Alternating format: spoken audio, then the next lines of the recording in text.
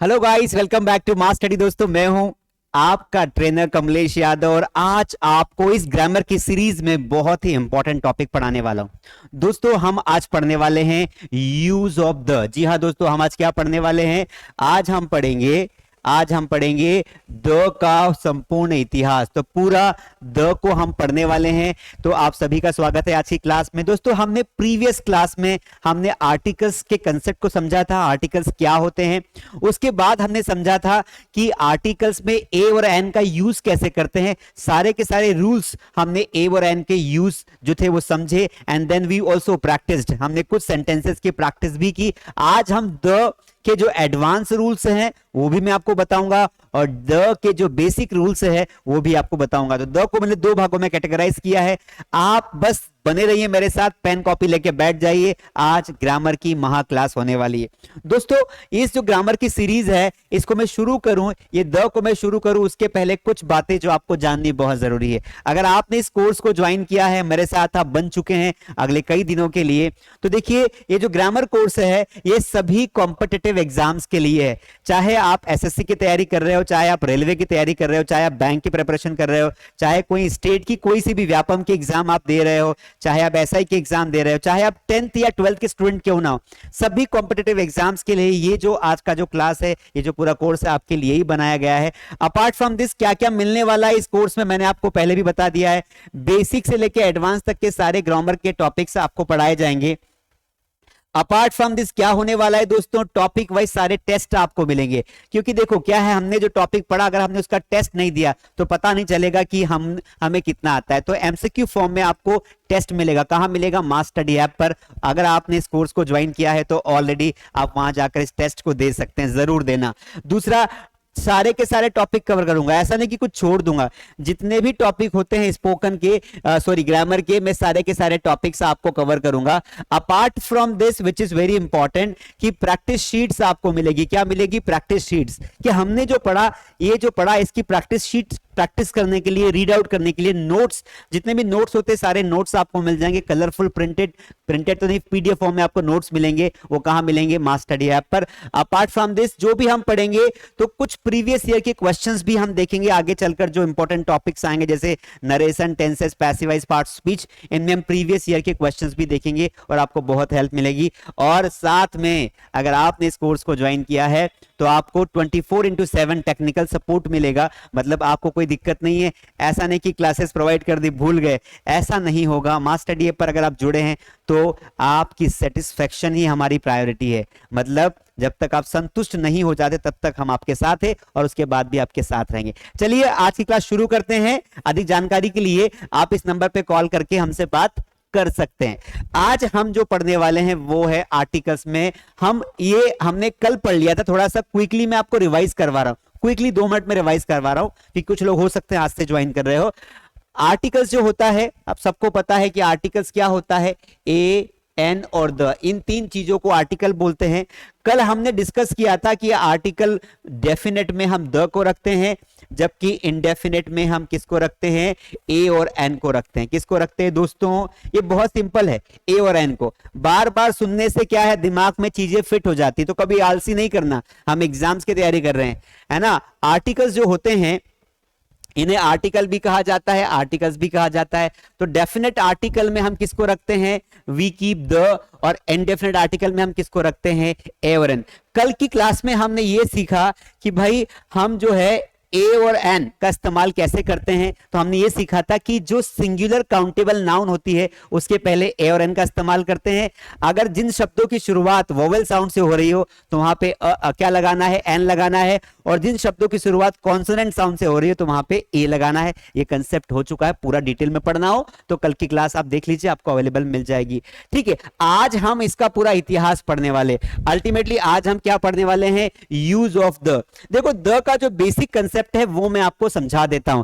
The का basic concept क्या है दोस्तों, कि द का जो इस्तेमाल होता है ना, द का इस्तेमाल हम लोग किसी चीज को डेफिनेट या सर्टेन बनाने के लिए करते हैं। जब किसी वस्तु के आगे, किसी भी चीज के आगे अगर द लग गया तो वो स्पेसिफाइड हो गई, वो विशेष बन जाती, विशेष, है ना। तो इसलिए विशेष बनाने के लिए हम द का इस्तेमाल करते हैं। एग्जाम्पल के माध्यम से समझने की कोशिश करेंगे। तो आज हम क्या है, दो प्रकार के रूल देखेंगे। एक तो सबसे पहले हम देखेंगे एडवांस रूल्स ऑफ द, एक तो एडवांस रूल्स पढ़ेंगे और एक पढ़ने वाले हैं बेसिक रूल्स। देखिए बेसिक रूल्स वो रूल्स होते हैं जो हम बचपन से ही पढ़ते आ रहे हैं कि पहाड़ों के पहले द लगाओ, नदियों के पहले द लगाओ, म्यूजिकल इंस्ट्रूमेंट्स के पहले द लगाओ, ये हम बचपन से ही पढ़ते आ रहे हैं। लेकिन अपार्ट फ्रॉम दिस अगर आपको एडवांस रूल्स पढ़ना है, क्योंकि आजकल ना एग्जाम्स में एडवांस रूल्स ही आते हैं, तो बहुत अच्छे से याद करवा दूंगा आपको। तो सबसे पहले दोस्तों हम देखते हैं कि ये जो मैंने बोला कि नाउन को डिफाइन या सर्टेन बनाने के लिए, किसी भी नाउन को डिफाइन या सर्टेन बनाने के लिए हम द का इस्तेमाल करते हैं। पहले आर्टिकल की परिभाषा देखी तो क्या समझा हमने कि आर्टिकल्स का इस्तेमाल किसी नाउन के पहले किया जाता है। आप अगर ए और एन कहां लगाते हैं, किसी ऐसी वस्तु के पहले जो इंडेफिनिट हो, जिसके बारे में जानकारी प्राप्त नहीं हो। जैसे मैंने कहा कि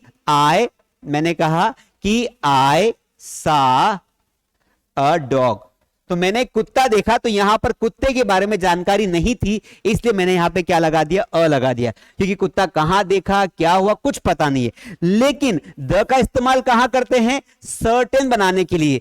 एग्जाम्पल के माध्यम से समझते हैं। जैसे मैंने एक सेंटेंस बोला, क्या बोला कि this is the same girl, this is the same girl, या this is the girl who to whom I met yesterday। इस सेंटेंस का मीनिंग कोई बताएगा? इस सेंटेंस का मीनिंग बताएगा, क्यों? क्योंकि यहां पर इस लड़की के पहले मैंने द लगा दिया। बात समझ पा रहे हैं? मैंने द कहां लगाया, इस गर्ल के पहले द लगाया। अब सेंटेंस को समझना, चूंकि ग्रामर पढ़ रहे हो इसलिए हिम्मत रखना, हिम्मत रखोगे तो सब समझ में आएगा। देखिए दिस इज द, यहां पर अगर एग्जाम में ब्लैंक आ जाता, खाली स्थान आता, तो द क्यों लगाते? क्योंकि मैं यहां पर इस सेंटेंस को जब मैं पढ़ता हूं ना, इस सेंटेंस को, तो मुझे कंसेप्ट क्लियर हो जाता है कि भाई ये लड़की है to whom I met yesterday, जिसे मैं कल मिला था। कल आप जिसे मिले थे वो वापस आपको दिख गई, कल आप मिल लिए थे, आज वापस मिल गई। तो जब कोई किसी व्यक्ति को आपने कल देख लिया था, वो वापस आपके सामने आएगा तो कंफर्म होगा ना कि यार इसको तो मैंने देखा हुआ है। तो कोई ऐसी चीज जो निश्चित हो, जो डिफाइन हो कि यार इसको तो मैं पहले से जानता हूं, उसके पहले क्या लगाते हैं, उसके पहले द लगाते हैं। क्या लगाते हैं? द लगाते हैं। तो इस सेंटेंस में जो लड़की है वो सर्टेन है, तभी हमने द लगाया, क्योंकि हम उसको पहले जानते हैं। अगर इस लड़की से मैं पहले मिला नहीं होता तो यहां पर सेंटेंस पता है क्या आता, आई मेट अ गर्ल। इसका मतलब क्या हुआ, यहां पर अ क्यों लगाया? लड़की तो यहां भी वही है, लड़की तो वहां भी वही है, लेकिन यहां पर I am giving you information, मैं पहली बार आपको बता रहा हूं कि मैं लड़की से मिला। तो द का कंसेप्ट ये बताता है, एडवांस की बात कर रहा हूं, कि जब किसी डिफाइंड चीज के पहले, जब किसी चीज की आप डिस्कशन पहले ही कर चुके हो, उसको अच्छे से जानते हो, तब वहां पर आपको उस वस्तु के पहले द लगाना है। पहली बार हो तो ए और एन लगाना। समझ में आ गया? अब हम इसके एडवांस रूल्स देखते हैं। चलिए, तो हम क्या करेंगे, द के सबसे पहले एडवांस वाले रूल्स देखेंगे। एडवांस रूल्स में रूल नंबर 1 क्या है? देखिए रूल नंबर 1 क्या है, पूर्व निर्धारित वस्तुओं के पहले ऐसी कोई वस्तु जिसकी हम बात करेंगे और उसको हम पहले से जानते हो। जैसे मान लेते हैं यहां पर लिखा है पूर्व निर्धारित वस्तुओं के पहले हम द का प्रयोग करते हैं। एग्जाम्पल देखिए, यहां पर एग्जाम्पल लिखा है ओपन द विंडो, विंडो मतलब खिड़की, खिड़की को खोल दो। अब मान लेते हैं यहां पर द क्यों लगाया, क्योंकि ये बोलने वाले और सुनने वाले दोनों को पहले से ही पता है कि किस खिड़की के बारे में बात हो रही है। यहां चित्र के माध्यम से समझते हैं दोस्तों। ये व्यक्ति है, ये एक व्यक्ति है, और इसने क्या किया, इसने अपने छोटे से बच्चे को बोला, क्या बोला कि बेटा जाओ और उस विंडो को खोल दो।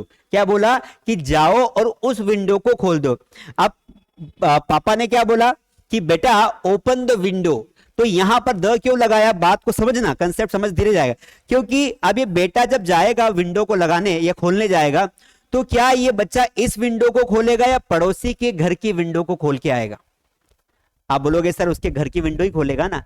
तो डेफिनेटली इस व्यक्ति ने कहा इसको कि खिड़की खोल, तो ये व्यक्ति और ये दोनों जानते हैं कि अपने घर की विंडो की बात हो रही है, इसीलिए ये घर की विंडो ही खोलेगा, किसी और की विंडो नहीं खोलेगा, क्योंकि विंडो अंडरस्टूड चीज है, पूर्व निर्धारित वस्तु है। जैसे मैंने कहा दरवाजा बंद करो, अगर मैंने आप लोगों को कहा, आप लोग क्लास में बैठे हो तो मैंने बोला कि क्लोज द डोर, तो क्या आप पड़ोसी के घर का, पड़ोसी के ऑफिस का दरवाजा बंद करके आ जाओगे? नहीं सर, हमारे सामने गेट खुला है तो उसको ही बंद करेंगे।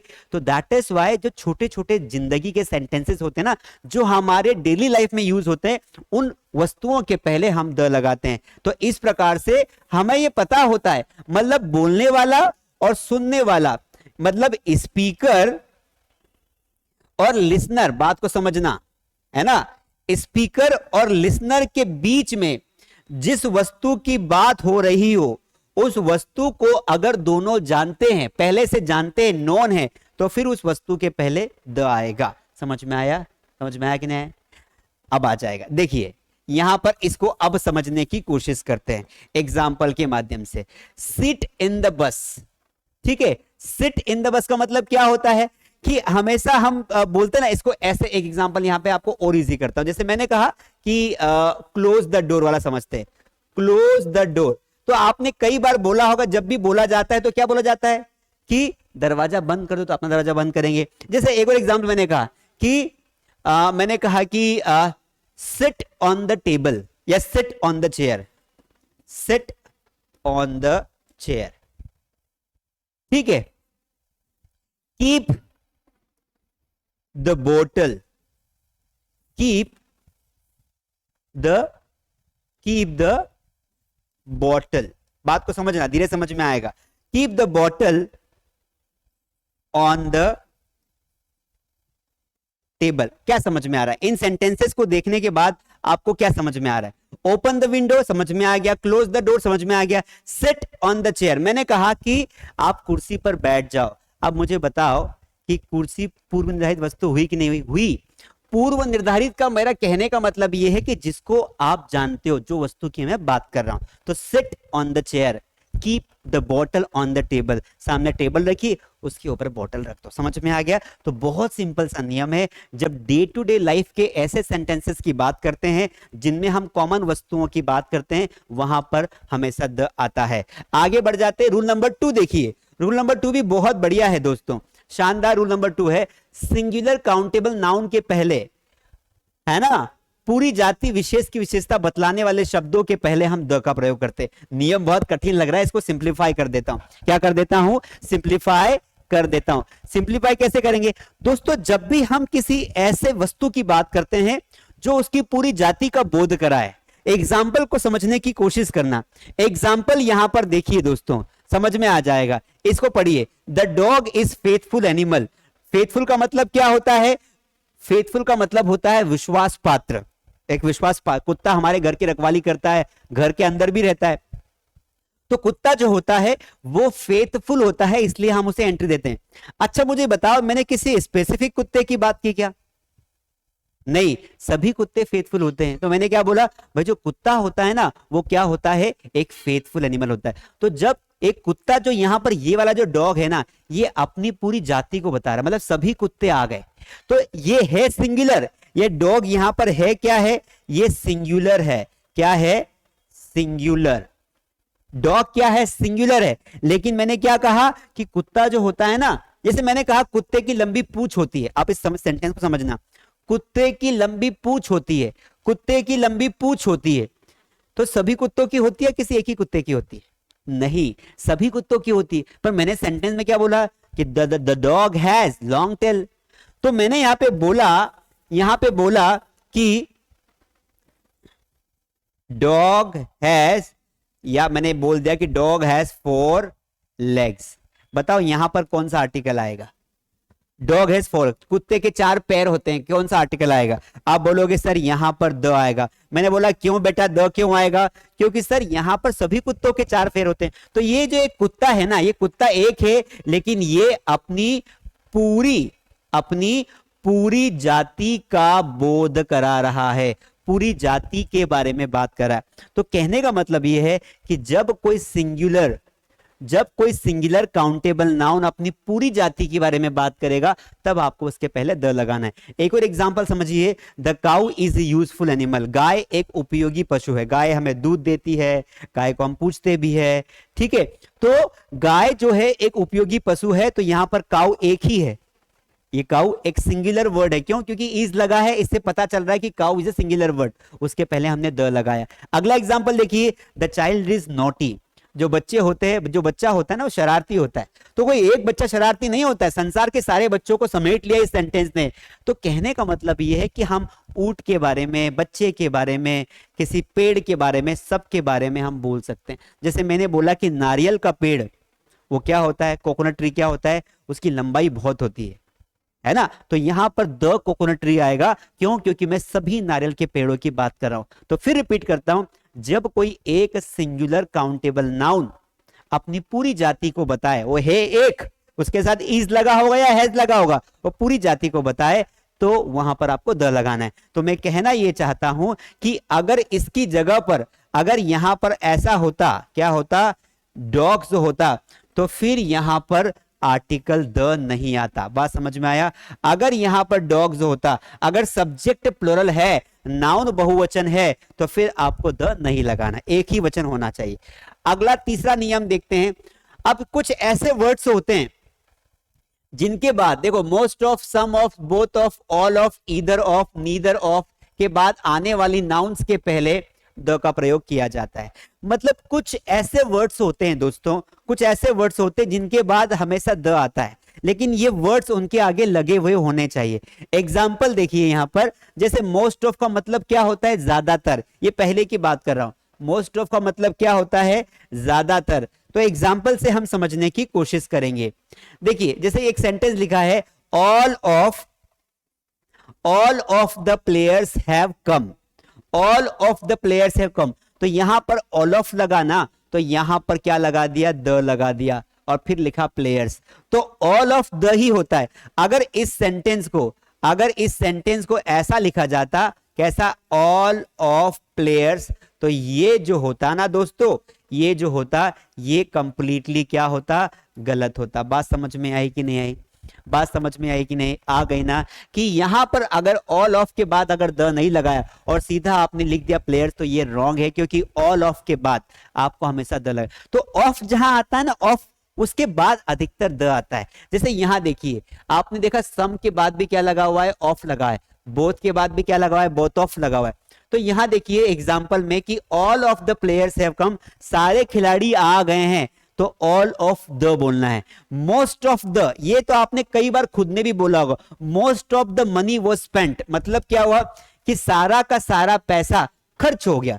तो यहां पर एग्जाम्पल के माध्यम से थोड़ा सा और समझने की कोशिश करते हैं। जैसे मैंने बोला, most of the boys have lost, सारे, अधिकतर, मोस्ट ऑफ मतलब अधिकतर, अधिकतर बच्चे घूम गए हैं। सेंटेंस बड़ा भी हो सकता है, जंगल में घूम गए। Most of the boys have lost in the forest, हमें सेंटेंस से कोई मतलब नहीं है, हमें मतलब यह है कि अगर इसने मोस्ट ऑफ लगाया तो क्या इसने द लगाया, अगर द लगाया है तो ये सही है। एग्जाम में क्वेश्चन कैसा आएगा, एग्जाम में क्वेश्चन ऐसा आएगा, मैं यहां पे करके दिखाता हूं। मोस्ट ऑफ का एग्जाम्पल लेके, एक एग्जाम्पल लेते हैं। जैसे वो क्या करेगा, most of girls were interested, most of girls were interested in hockey before going to Delhi। अब देखो एग्जाम में क्वेश्चन आता है कि भाई कौन से पार्ट में एरर है। क्वेश्चन दो प्रकार का आ सकता है, एक क्वेश्चन ऐसा आएगा जिसमें क्या लिखा रहेगा, एक क्वेश्चन ऐसा है जिसमें ये लिखा रहेगा कि भाई खाली स्थान दे देंगे, ब्लैंक दे देंगे, 4 ऑप्शन दे देंगे, और एक क्वेश्चन आता है कि कौन से पार्ट में एरर है। तो हम ये पार्ट ए, ये पार्ट बी, ये पार्ट सी, पार्ट डी। अब आपको बोलेंगे कि बताओ पार्ट ए में गलती है, पार्ट बी में गलती है, पार्ट सी में गलती है कि पार्ट डी में गलती है। ऐसे क्वेश्चंस को सॉल्व करने के लिए आपको शुरू से ही देखना पड़ता है। तो सबसे पहले हम क्या करेंगे, सबसे पहले मोस्ट ऑफ हमने देखा यहां पर, तो मोस्ट ऑफ आया तो हमें दिमाग में आना चाहिए कि मोस्ट ऑफ के बाद हमेशा द आता है, लेकिन यहां पर द है नहीं, तो पहले पार्ट में ही गलती है, तो आपका आंसर क्या होगा, ए होगा। आपका आंसर क्या हो जाएगा, ए हो जाएगा, क्योंकि यहां पर मोस्ट ऑफ लगाया तो यहां पर द लगाना था। बात समझ में आ गया है। आगे भी चेक करेंगे कि मोस्ट ऑफ गर्ल्स, तो यहां पर अगर गर्ल्स लगाया तो क्या यहां पर प्लुरल वर्ड है, क्योंकि सब्जेक्ट अगर प्लुरल है तो यहां पर हेल्पिंग वर्ब भी बहुवचन वाली होनी चाहिए, तो ये भी सही है। इंटरेस्टेड भी सही है। इन हॉकी बिफोर के बाद वर्ब का फोर्थ फॉर्म आता है, क्योंकि बिफोर आफ्टर के बाद वर्ब का फोर्थ फॉर्म आता है, तो फोर्थ फॉर्म भी लगा है, और गोइंग के बाद टू आता है, और दिल्ली में डी कैपिटल में भी है, मतलब सारा ग्रामर के रूल सही लगे हैं, सिर्फ यहीं पर उसने गलती कर दी, क्योंकि हमने ये नियम याद करके रखा है कि most of, some of, both of, all of, either of, इनके बाद हमेशा क्या आता है, हमेशा क्या आता है, हमेशा द आता है। एग्जाम्पल एक और देखिए, यहां पर लिखा है, ये वाला एग्जाम्पल हम समझते हैं, ये वाला क्या लिखा है, neither of the girls is ready, neither के बाद ऑफ, नीदर ऑफ के बाद क्या लगाया, द लगाया, तो याद समझ में आया कि नहीं आया। तो ये 7-8 वर्ड्स ऐसे हैं जिन्हें आपको याद कर लेना है कि जब किसी, ये सब क्या है, ये सम ऑफ, बोथ ऑफ, ये प्रेपोजिशन भी, इनको अपन कंजंक्शन भी बोल सकते हैं, ठीक है। ईदर ऑफ और नीदर, नीदर कंजंक्शन है, वाक्यों को जोड़ने का काम करते हैं। जब मैं आपको कंजंक्शंस पढ़ाऊंगा तब इसमें आ जाएगा। तो एक बेसिक सा हिंट मैंने आपको दे दिया है, मुझे पूरी उम्मीद है कि आप इसको देख के कर लेंगे। Before unique things, before unique things क्या होता है भाई, देखिए, जो बिफोर यूनिक थिंग्स का मतलब होता है कि ऐसी चीजें जो संसार में एक है उनके पहले हमेशा द आता है। ऐसी कौन कौन सी चीजें हैं, तो एग्जाम्पल के माध्यम से समझेंगे। यूनिक का मतलब होता है जो दुनिया में एक है, या इसको हिंदी में बोलते हैं अद्वितीय। क्या बोलते हैं, अद्वितीय, ठीक है। एग्जाम्पल के माध्यम से समझने की कोशिश करेंगे और आपको समझ में आ भी जाएगा। देखिए एग्जाम्पल से समझते हैं, जैसे मैंने कहा कि भाई दुनिया में जो सन है वो क्या है, एक है, सन मतलब सूर्य, तो सन के पहले द लगाओ। जैसे मून है, तो मून क्या है, दुनिया में एक है, तो मून के पहले द लगाओ। मैंने कहा कि भाई अर्थ है, पृथ्वी है ना अपनी, तो दुनिया में एक है, तो अर्थ के पहले क्या लगाओगे, द लगाओगे। तो बहुत सारी चीजें ऐसी, जैसे प्लैनेट्स है ना, सारे प्लैनेट्स, उनके पहले द आता है। ऐसे बहुत सारे, जैसे 7 वंडर्स हैं, जैसे वॉल ऑफ चाइना है ना, आपने बोला कि द वॉल ऑफ चाइना। जैसे आपने कहा कि द ताजमहल, अब दुनिया में ताजमहल भी एक ही है ना, तो आपने लिख दिया द ताजमहल, है ना। द एम्फिल टावर, ऐसे बहुत सारे 7 वंडर्स होते हैं, ग्रहों के नाम होते हैं। तो आप सोचो, दिमाग लगाओ कि क्या क्या चीजें दुनिया में एक है, उन सब के पहले क्या लगा दोगे, आपको द लगाना। चाहे नेपच्यून हो, चाहे बृहस्पति को जुपिटर बोलते हैं, जुपिटर हो, ग्रह को जैसे सैटर्न को शनि ग्रह बोलते हैं, सैटर्न हो, जो भी हो, जैसे 7 वंडर्स है, हमारे 7 अजूबे दुनिया में है, वो क्या है, एक है ना। तो वॉल ऑफ चाइना है, उसके अलावा ताजमहल है, उसके अलावा एम्फिल टावर है, बहुत सारे हैं, आप लगाओगे तो आपको याद आ जाएगा। तो जो दुनिया में वस्तु एक है उनके पहले हमेशा द आता है। तो ये 4 बेसिक नहीं, ये एडवांस थे, बेसिक अब आएंगे। तो 4 हमने बेसिक जो थे वो हमने पढ़ लिए। कौन कौन से पढ़े एडवांस में, एडवांस रूल्स कौन कौन से पढ़े, जिनको बहुत बेसिक वे में समझा कि भाई एक तो पूर्व निर्धारित वस्तुओं के पहले द लगाते हैं, दूसरा एक ऐसा कोई वर्ड जो अपनी पूरी जाति का बोध कराए तब द लगता है उनके पहले। इसके अलावा ये कुछ इडियमिक जो ये कुछ है, इनके पहले द लगता है। एक और नियम हम समझ लेते हैं, ये वाला देखो, यहां पर क्या है कि बिफोर सम इडियोमेटिक फ्रेजेस, है ना। इडियोमेटिक फ्रेजेस मतलब कि जैसे कुछ वर्ड ना बोलते बोलते टंग पर फिक्स हो जाते हैं कि फिर हम उनको वैसा ही बोलते हैं। जैसे एग्जाम्पल के माध्यम से समझते हैं, जैसे यहां लिखा है बाय द वे, कुछ लोग बातों ही बातों में बोलते हैं, अरे मैं कहना ये चाहता हूं कि ये तुम्हारा घर बहुत बढ़िया है, तो bye the way your house is good. तो बाय द वे, तो ये हमेशा एक फ्रेज में आ गया है। तो हमेशा हमको भी ध्यान रखना है कि यहां पर अगर ऐसा कहीं बोला जाता है या कहीं लिखा जाता है तो उनमें द का इस्तेमाल करना है, बाय द वे। जैसे speak the truth, speak the truth, तो यहां पर एग्जाम में क्वेश्चन कैसा आएगा, ऐसा आ जाएगा कि रोहित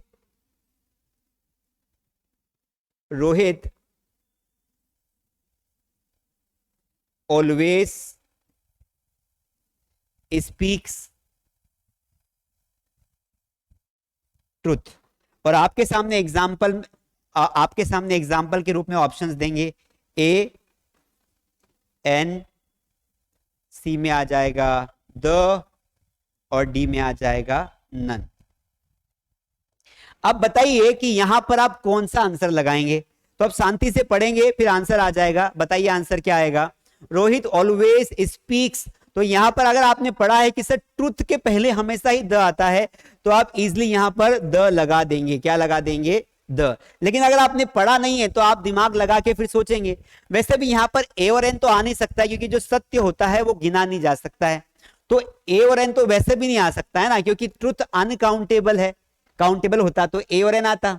समझ में आ गया? तो बहुत सिंपल है। उसी प्रकार यहां देखिए ऑल द टाइम, कई बार हम बोलते हैं हमेशा। अरे पता है वो तो हमेशा मोबाइल चलाते रहता है, तो क्या बोलते हैं? You are found using mobile all the time. तुम हमेशा मोबाइल चलाते रहते हो। वो तो हमेशा गप्पे मारते रहता है, वो तो हमेशा क्या है, मस्ती करते रहता है। All the time you make fun, you never study. तुम हमेशा मस्ती करते रहते हो, तुम कभी पढ़ाई नहीं करते हो। तो ये भी हमें ध्यान रखना है। इन राइट है ना, इन राइट होता है, इन रॉन्ग होता है। तो इन राइट नहीं होगा, in the right, in the right, in the wrong, इस तरीके से होता है। ठीक है, जैसे एक और सेंटेंस लिखा है फॉर द टाइम बीइंग, कुछ समय के लिए, फॉर द टाइम बीइंग। तो ये 4-5 मैंने एग्जांपल्स लिए, ऐसे बहुत सारे वर्ड्स होते हैं। जैसे हम जब भी क्या करते हैं दोस्तों, हम जब भी कोई लेते हैं ना, जैसे मैं आपको एक इडियम बताता हूं, कोई टर्न लेते हैं, है ना, तो हम क्या बोलते हैं? टर्न। कई बार टर्न द लेफ्ट, इस तरीके से हमारी एक हैबिट बन गई। टर्न लेफ्ट भी बोल सकते हैं, लेकिन टर्न द लेफ्ट भी कुछ लोग बोल देते हैं। तो कहने का मतलब ये कि कुछ ऐसी इडियमिक फ्रेजेस होती है। आपको मैं जो प्रैक्टिस शीट प्रोवाइड करूंगा वहां पर एक लंबी लिस्ट रहेगी, वहां पर सारी फ्रेजेस जो इडियम के फॉर्म में इस्तेमाल हो रही है, आप इडियमिक फ्रेजेस को पढ़ के वहां पर एक हैबिट में ला सकते हैं। चलिए, तो ये 4 जो मैंने आपको रूल बताए, कौन कौन से, आप 5 रूल्स बताएं, आपने लिख लिए होंगे। अब आ जाते हैं बेसिक रूल्स ऑफ द। तो अभी हम क्या पढ़ने वाले हैं कि भाई द के बेसिक रूल्स कि ऐसे कौन कौन से बेसिक रूल्स हैं जिनके पहले द आता है। ये एक्चुअल में एग्जाम में बहुत कम आते हैं, ये सुपरलेटिव वाला तो आएगा, लेकिन ऐसे बहुत सारे सेंटेंसेस है जो एग्जाम में इसमें से नहीं आते। जो मैंने 4 बताए ना वो मोस्ट इंपॉर्टेंट है, उनको एक बार फिर से देखकर भी आप पढ़ सकते हैं। अब देखिए यहां पर पहला नियम क्या बोलता है, बहुत सिंपल है। सुपरलेटिव डिग्री के पहले हमें क्या लगाना होता है? द लगाना। सुपरलेटिव डिग्री क्या होती है? ऐसे वर्ड जिनमें या तो ईएसटी लगा आता है, जैसे बोलते ना कि he is the oldest man in my village, ये मेरे गांव में सबसे बूढ़ा आदमी है। तो ओल्डेस्ट वर्ड क्या है? सुपरलेटिव है, उसके पहले द लगाते। तो एग्जाम्पल के माध्यम से समझते हैं। I am the best student of the class. तो ये बेस्ट जो है ना, ये जो वर्ड है दोस्तों, ये क्या है? ये बेस्ट वर्ड क्या है? एक सुपरलेटिव डिग्री का वर्ड है।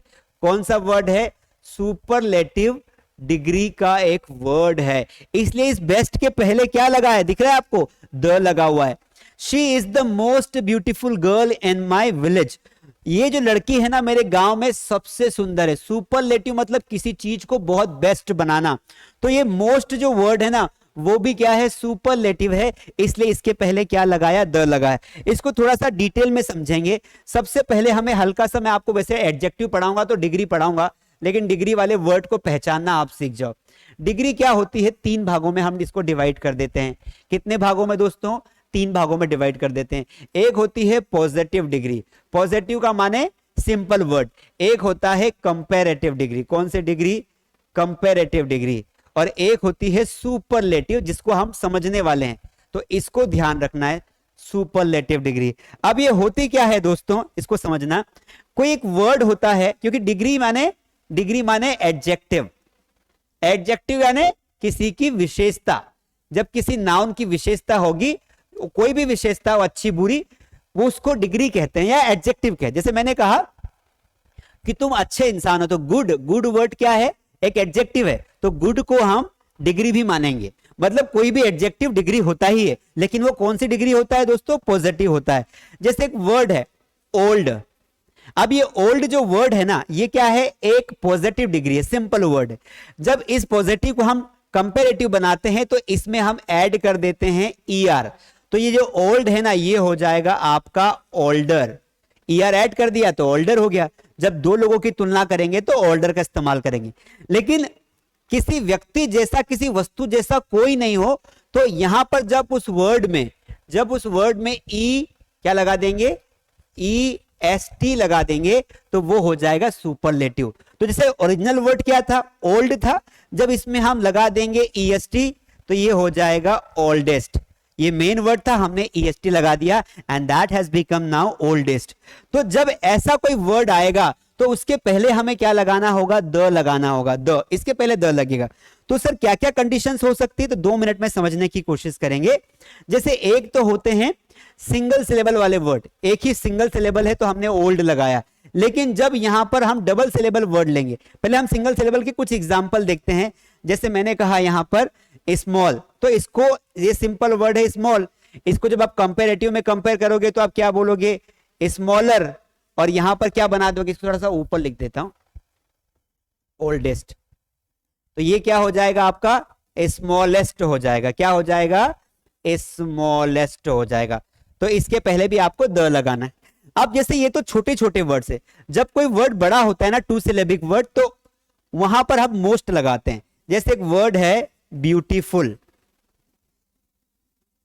अब ब्यूटीफुल एक सिंगल वर्ड है, जब कोई ज्यादा ब्यूटीफुल हो किसी और से तो इसको बोलेंगे मोर ब्यूटीफुल। क्या बोलेंगे, मोर ब्यूटीफुल। और जब कोई सबसे ज्यादा सुंदर हो, क्योंकि अभी हमने एग्जाम्पल में समझा था कि she is the most beautiful, सबसे ज्यादा सुंदर होगी कोई लड़की तो हम उसे मोस्ट ब्यूटीफुल बोलेंगे। तो यहां पर हम क्या करेंगे, मोस्ट लगा देंगे। क्या लगा देंगे, मोस्ट ब्यूटीफुल लगा देंगे। ठीक है। अब कुछ वर्ड ऐसे होते हैं जिनका जो परिवर्तन होता है ना वो किसी नियम को फॉलो नहीं करता है।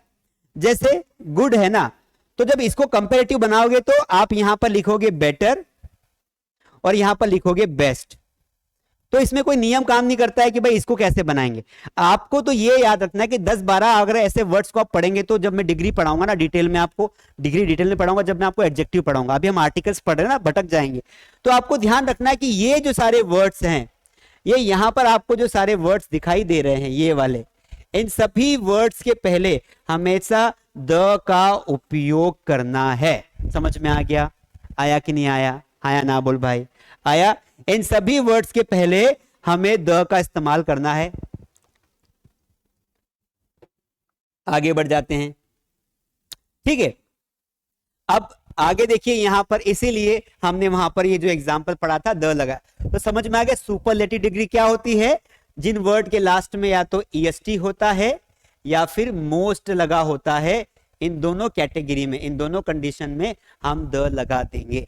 आगे सेकेंड रूल देखिए दोस्तों, नदी सागर खाड़ी, क्या लिखा हुआ है, ध्यान से पढ़ना, इकट्ठा पूरा लिख दिया, अलग अलग नियम नहीं बनाया मैंने किताबें भरने के लिए।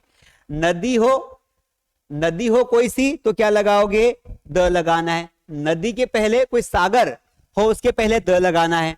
खाड़ी का नाम दिया हो तो भी द लगाना है, इंग्लिश में दिया हो। मरुभूमि मतलब जो मरुस्थल होते हैं ना, वहां पर जंगल इत्यादि के नामों के पहले भी द का प्रयोग किया जाता है। एग्जाम्पल के माध्यम से समझते हैं। यहां पर बहुत सारे एग्जाम्पल्स आपको दे रखे हैं। ठीक है, देखिए कौन कौन से एग्जाम्पल है दोस्तों, यहां देखिए, द गंगा, नदियां बहुत सारी होती है, तो जितनी भी नदियां होती सबके पहले हम द लगाएंगे। जैसे यहां पर मैंने ले ली, यहां पर, यहां देखिए कि भाई रिवर की बात करें तो बहुत सारी रिवर होती है, जैसे the Ganga, the Yamuna, the Narmada,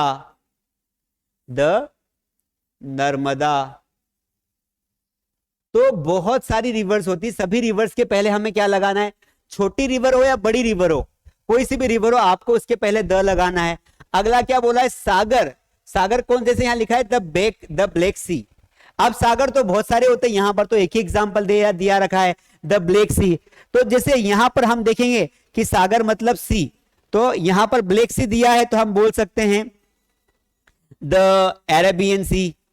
Arabic सागर को अरेबियन सी बोलते हैं। द हिंद महासागर, है ना, इंडियन सी, ऐसे बहुत सारे जो सी होते हैं, सागर होते हैं, उनके पहले आपको क्या लगाना पड़ेगा, क्या लगाना पड़ेगा, द लगाना पड़ेगा। अगला एग्जांपल हमने लिया मरुभूमि, जो जो डेजर्ट होते हैं, क्या होते हैं, डेजर्ट, जो मरुस्थल जहां पर रेत होती है, तो उनको डेजर्ट कहा जाता है। द थार, थार क्या है, एक डेजर्ट है, थार। द सहारा डेजर्ट, सहारा एक होता है ना, द सहारा डेजर्ट। तो जो डेजर्ट होते हैं ना, उनके पहले भी हम क्या लगाते हैं, द। ये इनको बहुत ज्यादा लोड नहीं लेना, क्योंकि बहुत कम एग्जाम्स में आते हैं, पर हमें 10वीं 12वीं वालों को तो याद रखता ही है, पर जो कॉम्पिटिटिव के लिए तो मेन जो सुपरलेटिव वाला जो अभी पढ़ाया वो आता है, उसके पहले जो मैंने पढ़ाया रूल्स वो आते हैं। छोटे छोटे नदियों के पहले नाम है, आ भी सकते हैं, इसलिए याद रखना जरूरी है।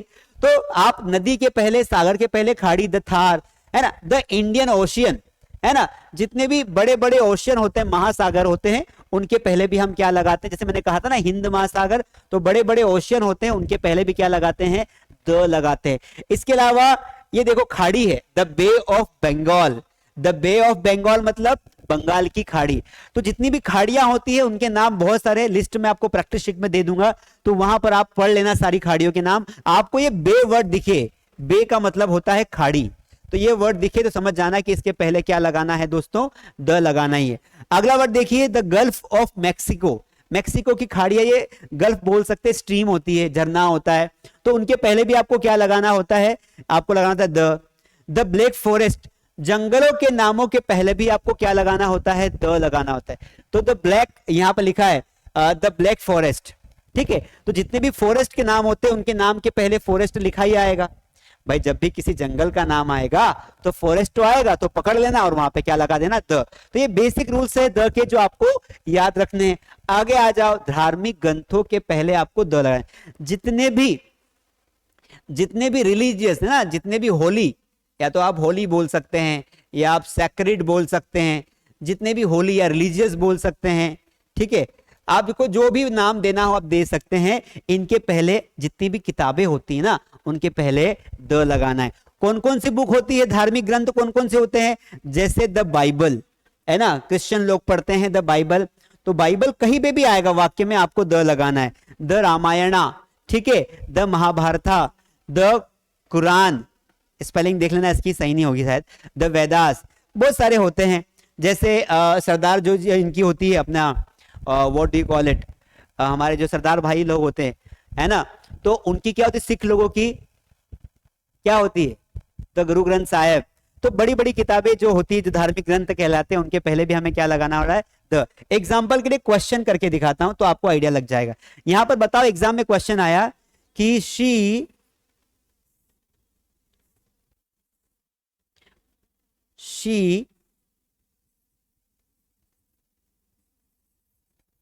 reads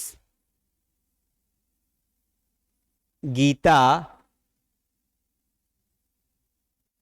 एवरी डे, वह गीता रोज पढ़ती है।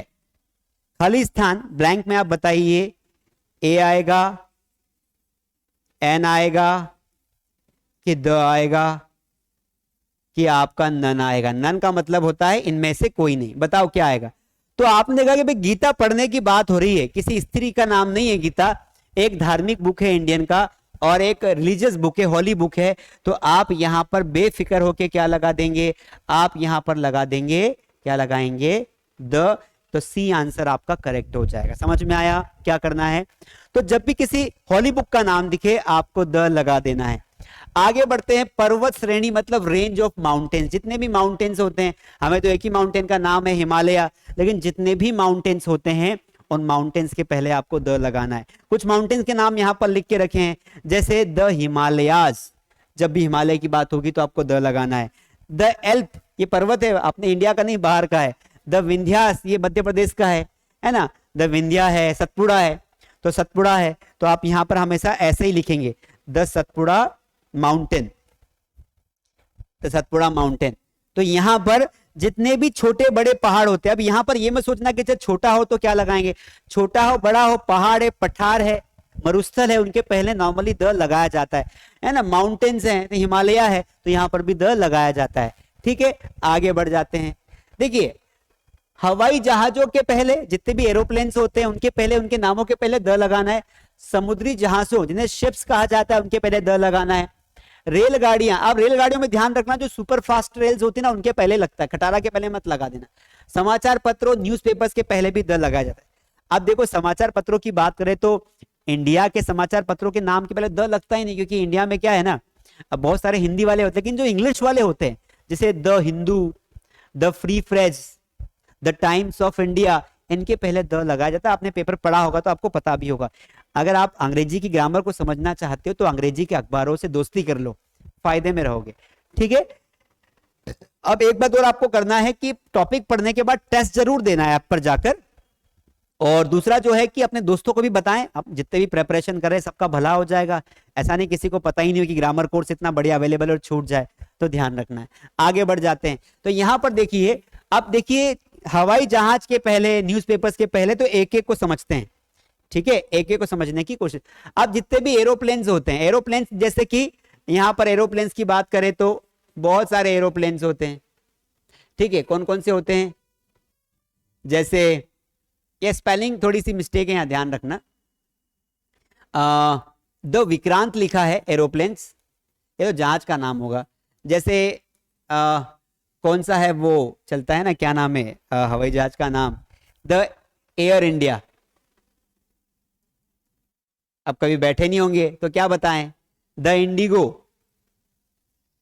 जितने भी प्लेन्स के नाम, मतलब कंपनीज के नाम होते हैं, है ना, तो उनके नामों के पहले आपको द लगाना है। जैसे समुद्री जहाज जो शिप होते हैं बड़े बड़े, उनके पहले भी आप क्या लगाते हैं, आप शिप्स के, जैसे यहां लिखा है द विराट, तो ये एक शिप का नाम है। वैसे आपको आइडिया नहीं होगा कि किस शिप का नाम क्या है, क्योंकि इसके टच में नहीं है, तो एक लिस्ट में डाल दूंगा, वहां पर आप पढ़ लेना।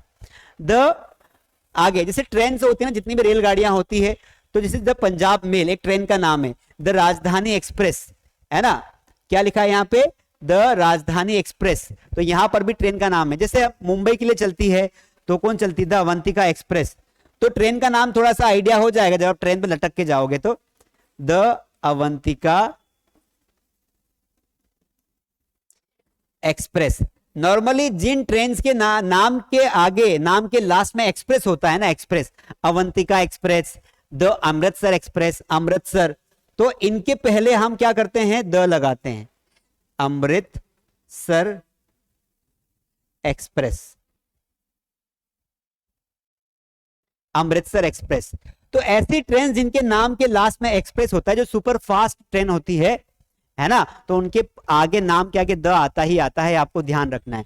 आगे हम देखेंगे न्यूज़पेपर की बात करें तो जितने भी इंग्लिश में न्यूज़पेपर्स होते हैं उनके पहले हम हमेशा न्यूज़पेपर्स के पहले द लगाते हैं, जितने भी न्यूज़पेपर, लेकिन वो हमेशा इंग्लिश के ही होते हैं, ध्यान रखना। तो इसको हम हिंट, हेडिंग को सही कर लेंगे।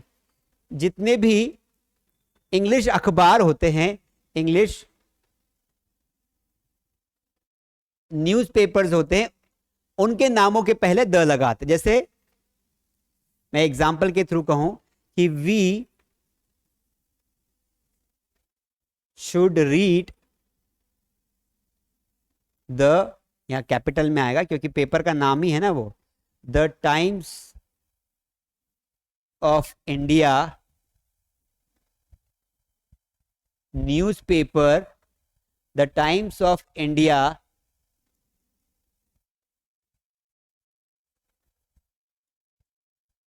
Newspaper daily. अब यहां पर आपने देखा कि एक्चुअल में नाम के साथ ही जुड़ा हुआ है, तो यहां पर क्या मिसिंग हो रहा है, द।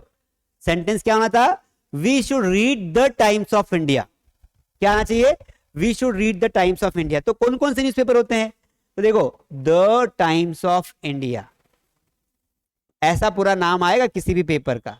आपने देखा होगा एक इंदौर में चलता है द फ्री प्रेस,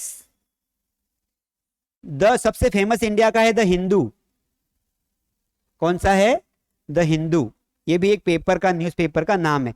ऐसे और भी बहुत सारे होंगे, अलग अलग स्टेट में, अलग अलग सिटी में अलग अलग इंग्लिश के न्यूज़पेपर्स होते हैं। तो आपको ध्यान रखना है कि जितने भी इंग्लिश के न्यूज़पेपर्स होते हैं उनके आगे द आता है। हिंदी में तो नहीं आता है क्योंकि हिंदी में द एग्जिस्ट ही नहीं करता है, हिंदी में द होता ही नहीं है, दैनिक भास्कर ही होता है, द दैनिक भास्कर मत बोल देना, ठीक है। जितनी भी ऐतिहासिक इमारतें होती है ना, ऐतिहासिक जितनी भी जो हिस्टोरिकल बिल्डिंग्स होती है, उनके पहले हम क्या लगाते हैं, हम लगाते हैं द। जैसे हमारा है किला, दिल्ली में क्या है, किला है ना, कौन सा किला है, लाल किला है, उसके पहले क्या लगाओगे,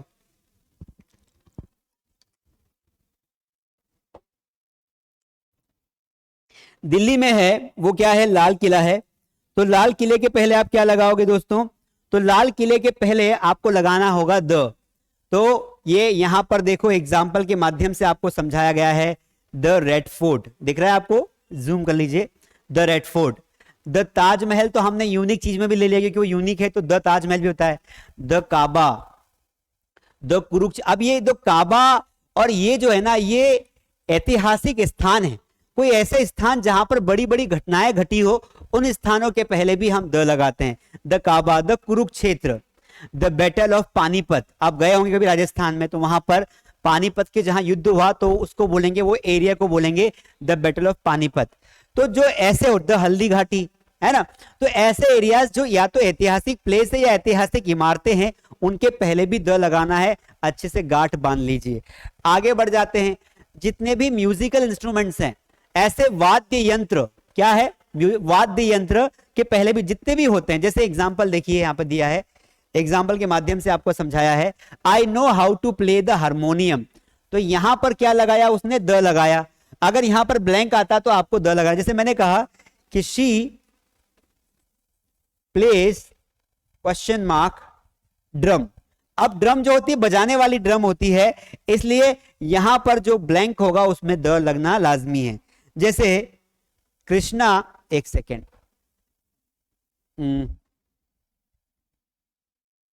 लॉर्ड कृष्णा, थोड़ा बड़ा एग्जांपल लिखते हैं, यही लिख देता हूं, लॉर्ड